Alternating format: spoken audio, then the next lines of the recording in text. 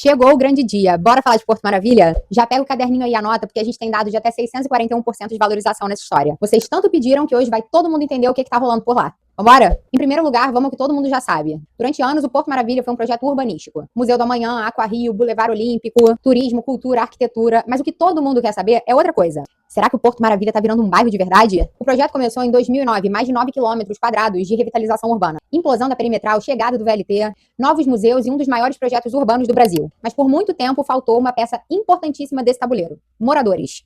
Isso começou a mudar agora, tá? Porque só em 2025 foram entregues 2.700 apartamentos na região. E outros 2.800 chegam agora em 2026. E sabe qual é o dado interessante? Cerca de 70% das transações foram feitas com FGTS. Ou seja, não é investidor só comprando por ali. Tem gente com CPF indo morar. E foi aí mesmo que eu decidi investigar essa história direito, né? E cara, ainda bem que existe o Belradar. Ufa! Eu fui direto no próprio porque eu queria entender se o Porto realmente estava virando um bairro. Ou se isso era só narrativa do mercado. Vocês não têm noção do que eu achei por lá e preparei pra vocês hoje. Óbvio. Quando a gente analisa os dados imobiliários do Porto Maravilha, a gente olha pra Gamboa, pra Saúde, pra Santo Cristo e até pro Caju. E a verdade é que parece que a gente tá olhando pra 4 mercados completamente diferentes. Sabe por quê? Pega a caneta e anota os números. Saúde valorizou cerca de 27%. Caju, 47%. A Gamboa até caiu e corrigiu um pouquinho. Mas olha isso aqui. Santo Cristo. O metro quadrado saiu cerca de R$ 1.085 em 2020 pra bater mais de 8.000 em 2026. Gente, é uma valorização de 641%, tá? E não é só preço, porque no Santo Cristo, durante esse período, aconteceram mais de 4.100 transações imobiliárias registradas, movimentando mais de R$ 1,5 bilhão. E isso significa uma coisa muito clara.